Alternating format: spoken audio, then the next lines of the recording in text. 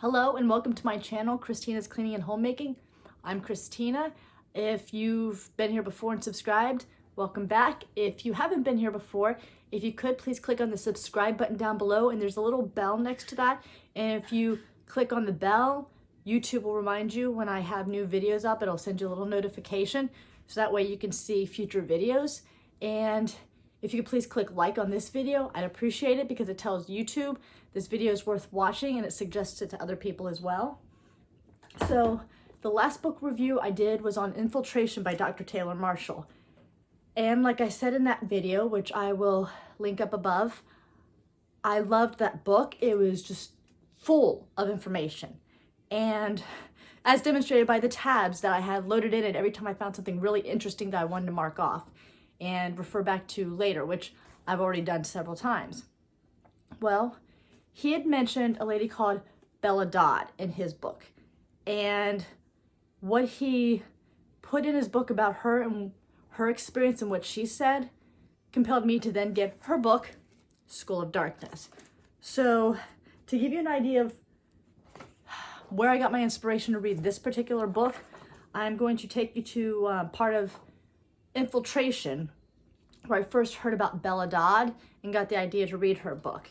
And in Infiltration, it starts out, Bella Dodd testified before the United States House Committee on Un-American Activities Committee in 1953 about the subversive ways in which communists try to infiltrate American institutions.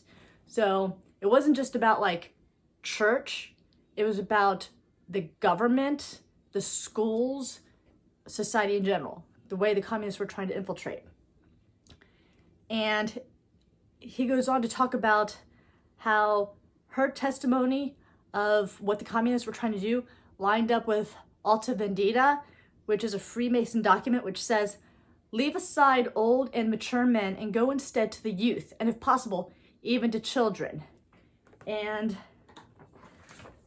I actually marked off on this paper to go to a particular tab, and here was the second tab. It was the second thing in this book that just really caught me. So because Taylor Marshall's book is about the infiltration into the Catholic Church primarily, this would naturally be included as someone else who was also a communist and who testified at those same hearings that Dodd did. And this is what he wrote about that fellow.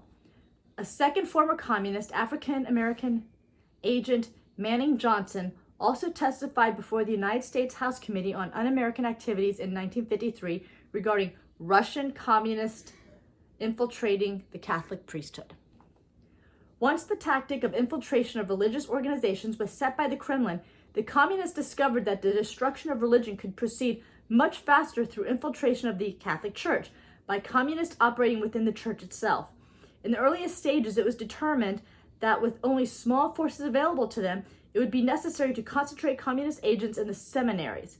The practical conclusion drawn by the Red leaders was that these institutions would make it possible for a small communist minority to influence the ideology of future clergymen in paths conducive to communist purposes. This policy of infiltrating seminaries was successful beyond even communist expectations. So we have Bella Dodd's testimony. We have this guy's testimony directly about the communist infiltration into the priesthood. And even Bella Dodd in her testimony said that she had put 1,100 men into the priesthood in order to destroy the church from within, and that right now they are in the highest places in the church. And that's really disturbing. Now, her testimony about that isn't in this book, but this book has how she got to be where she was, that she would do something like that. And to give you a rundown of what this book tells you about her and what happened is basically she was born to an Italian mom and an American dad. Her dad met her mom in Italy because her mom had a family farm there, and he persuaded her to marry him. He had charmed her kids. Her kids loved him because she was a widow, a war widow. And at least that's what I've drawn from the book, because she was the wife of an Italian soldier, and when her first husband died, their youngest child was like a baby. So she marries this American guy, ends up moving over to America, but she has to head back to her family farm because it wasn't doing so well. And on her way, she finds out that she's pregnant because she'd gone to America, married Bella's dad, goes back to Italy to handle the family farm, finds out she's pregnant. So Bella was actually born on Italian soil, and she didn't even come back to the States until she was like 6 years old, because that's how long it took for them to save up the money to bring her back to the States. Well, she grew up in her family and community, very loving family and community, but while she was raised Catholic in name, she was actually confirmed before she was brought back to the United States. She was put in public school. Her parents weren't really like stringent churchgoers, and when they moved out of the initial, I guess it was an apartment that they lived in, to a house, in the community where they were living, there was a church that was primarily Germans, and there was a church that was primarily Irish. And apparently they felt that they didn't fit in being an Italian family, so they stopped going. They didn't bother to catechize their kids. They didn't have their kids going to church. They didn't go to church to set the example for their kids. So Bella she developed no relationship with God, with her faith, with the church. She identified herself as Catholic, but that's the extent of it. I mean, she really knew nothing about the faith. And so she went to school, went to high school. She even went on to college. And that is where she met her first communist. The schools were loaded with communist teachers. And you would never think so. But yeah, the schools were loaded with communist teachers. And so she ended up being given literature by one of those communist teachers. And that sort of drew her in because she saw the poor and disenfranchised, and she wanted to help them. That was her thing. She wanted to help those who seemed helpless, like they needed a boost. And through the literature that she was given by this teacher, and she had classmates who were also the children of Russians who'd come over praising Russia. And so she's like, man, there seems to be something to this whole socialist communist mindset. And without having that faith background, without being rooted in her faith, they were able to sweep her up, basically. And so I pulled a few quotes, well, actually more than a few quotes, that really stuck out at me as I was reading. And you will see a lot of the stuff that she talked about that happened back then relates to right now. There's a certain group running around that you're probably familiar with because we've heard about them nonstop for the better part of, I think, at least a month, maybe more now.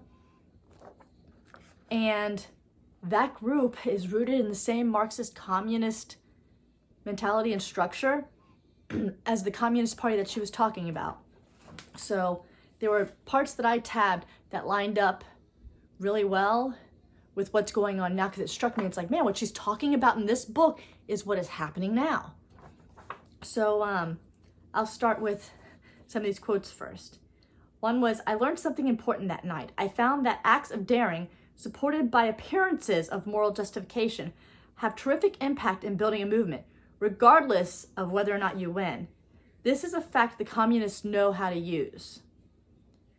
So, supported by appearances of moral justification, and they have a terrific impact in building a movement, regardless of whether or not you win. And then the next one. The communist publicists carefully took for their own the pleasant word of loyalist and called all who opposed them Franco-fascists. This was a literary coup which confused many men and women. Violent communist literature repeatedly lumped all the church hierarchy on the side of the fascist, and using this technique, they sought to destroy the church by attacking its priests. I had seen it used in our own country over and over again.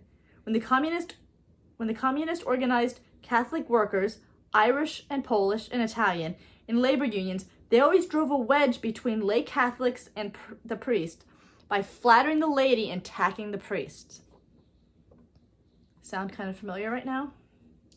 When individual instances of bigotry and discrimination arose, the communists were quick to note them and exaggerate them.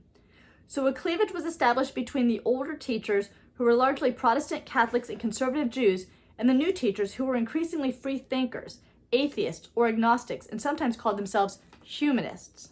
Sometimes the campaign is on the offensive. Some angle is found to explain the evil motives of those who are conducting the investigation, perhaps to show that the investigation is itself a blind for some ulterior motive, and that the result will deprive people of certain rights. In the teacher fight, we steadfastly kept before the public the idea that the investigation was to rob the public schools of financial support and to promote religious and racial bigotry. Thousands of women had worked with the party on its mass committees, such as the League Against War and Fascism, a title which was later changed to American Committee for Peace and Democracy, and then the American Mobilization Committee. And then she starts talking about a fellow who was a communist and what happened to him. With his devoted wife, Sonia, he lived as dedicated a life, that is dedicated to communism, as anyone I ever met. He was the flame that fired the city college boys, and the teachers too, when their revolutionary devotion ebbed. And the next quote, "We organized a committee for Shape's defense. We held a mass meeting in front of the New York Supreme Court in Folly Square and laid a wreath on the steps of the courthouse in memory of academic freedom. This was the issue we injected to the Shape's case to gain public support." So do you see how they sort of manipulated the thing? They made it the whole, oh, well, this is in memory of academic freedom because you persecuted this fellow. It wasn't that he was persecuted. It was that he was a communist and he was found out. So that's what the basis of it was. Now she starts also, and as you can see in her quotes and in her writings in the book, that she started seeing the darker side of the Communist Party and started sort of pulling away from it. That fall, I was still trying to find jobs for teachers who lost their positions in the Rap Coder fight. A number of those suspended were still awaiting departmental trials. The party was no longer interested in them. Its new line was a united front with all democratic forces, meaning all pro-war forces. So she saw the Communist Party sort of abandon the people that it had called in to support it and work for once it was done with them. They discarded them and they moved on. Another quote, "I too had learned by hard experience that you cannot cure a sick soul with more buildings or more playgrounds. These are important, but they are not enough. Abraham Lincoln, schooled in a one-room log cabin, received from education what all the athletic fields and laboratories cannot give. All his speeches reflected his love for his Creator. He knew that God is the cure for the godlessness." Another quote in there, "It is bitter for me to realize that Communist Party leaders looked upon this united front as only a tactic to disrupt this country, and that they were using the good instincts of their own members for their ultimate destruction. Under the deceptive cloak of unity, they moved like thieves in the night, stealing materials and secrets. Each Communist Party member was used as part of the conspiracy, but the majority of them were unaware of it. Only those who knew the pattern knew how each fitted in the picture. I failed to understand that the party in making alliances had nothing to do with these good qualities." She was referencing goodness, honesty, and loyalty. She goes on, "that it was not out to reform the world, but was bent on making a revolution to control the world." And then she also has a quote from Lenin's speech, October 2nd, 1920. "All our morality is entirely subordinate to the interests of the class struggle of the proletariat." And then in the book, as she goes on, she talks about how the Marxists, the communists, had developed these Marxist schools to train adults in the mindset of the communists, and then they would send them out to spread it.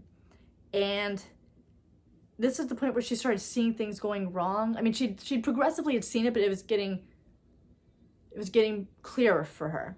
And she goes, "With the development of the new Marxist schools, I tended to withdraw further from this phase of work. I taught one class at Jefferson School, but I found no joy in it. When I was offered the directorship of the California Labor School, I refused it without hesitation. I had a vague fear that if I allowed myself to be drawn into this type of indoctrination, the last small refuge where my mind found freedom would be gone." So they hadn't completely sucked her in, although she did become a full card-carrying member.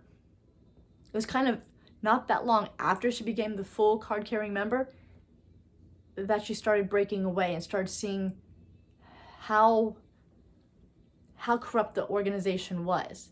It was being in the thick of it and being one of the higher members that made her realize that it wasn't what she had thought it was all that time. Another quote, "When a person conditioned by a totalitarian group talks about the right not to incriminate himself, he really means the right not to incriminate the communist group of which he is only a nerve end. When he talks of freedom of speech, he means freedom for the communist group to speak as a group through the mouth of the individual who has been selected by the higher intelligence." So it's not like freedom of speech for that individual, it's freedom of speech for that particular group. They don't want freedom of speech for everyone, just for them.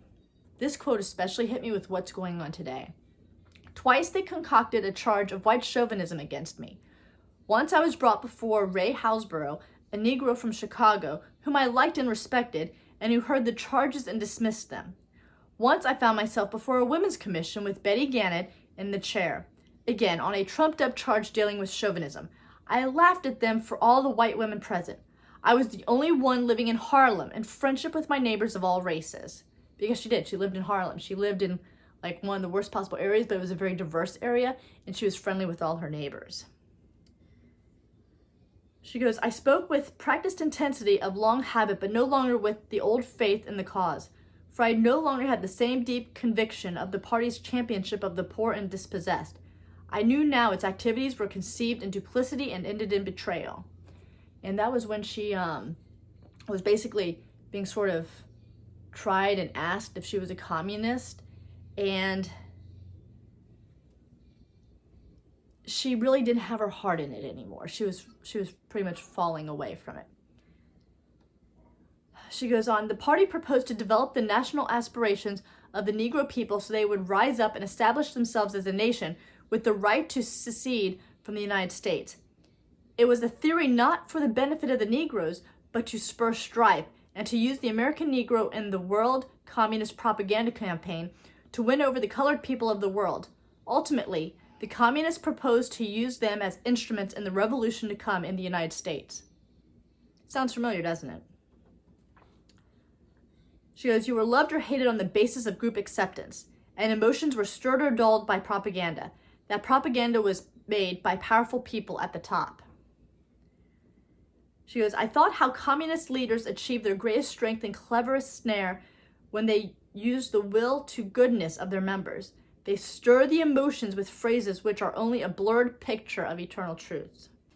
And she also made some remarks about education and the need for education to not just educate the mind, but to also educate the will. She goes, "One thing has become transparently clear to me. Rounded education includes training of the will as much as training of the mind. And mere accumulation of information without a sound philosophy is not education." Now remember, she was in high school, I think, when she first came across her Russian friends who had parents that were from Russia and part of the Russian Revolution. And they had some influence on her, but what really hit her was her teacher in college. I think it was a Sarah Parker, she said in the book, who really influenced her and drew her to communism because she wanted to make things better. Now, like I said, reading this book, I found so many areas that seem to link up to what's going on now with Black Lives Matter. And from the reports that I've heard and from the research I've read, the three people who founded Black Lives Matter are admittedly Marxist trained. That's communism. It's communism, socialism, Marxism. They all have the same flow to them. And the communists that Bella talked about, they pushed reading Marxist literature. There was Lenin, there was Stalin. They read those books and only those books. And they decided that those ideas were correct. So, one of the communist leaders at one point, when she went to talk to him about how she was thinking that she wanted to leave the communists, he got real stern with her and told her, "No one leaves the Communist Party. You're either kicked out or you die. But there's no you leaving it." Which, by the end, when she was getting out of it, they got suspicious of her, and they gave her the boot all right. But they don't just do it mildly. They smeared her. They put out a release to the press saying that she was racist. They were saying that she was anti-Negro, that she was anti-Puerto Rican, that she was for landlords because she had represented a neighbor who got into a bad circumstance and needed a lawyer's help. She was a working class woman. She was supporting her disabled husband. And so because Dodd she was a lawyer. She went through lots of school, and she was really smart, and so she said, okay, yeah, I'll represent you, because when she got out of teaching and got out of the Communist Party, that's what she focused on, was her law practice. And they used that to smear her name, which really devastated her because she knew better. But then she had all these people that were looking at her like she had all these prejudices, which she never had. It was, in fact, the very opposite. But that didn't stop them from lying about her and smearing her name, which we see so commonly these days. When someone in power sees you as an enemy, they'll be ruthless and smear your name, and people will actually believe it. So in researching from this book, because like I said, it connected to so many things these days, and with the Black Lives Matter organization, I decided to go ahead and check out, well, is there substance to this? And there certainly is. All three of the founders of the organization are highly trained Marxists. Self-admission from themselves in interviews. I found numerous sources where they stated this on their own.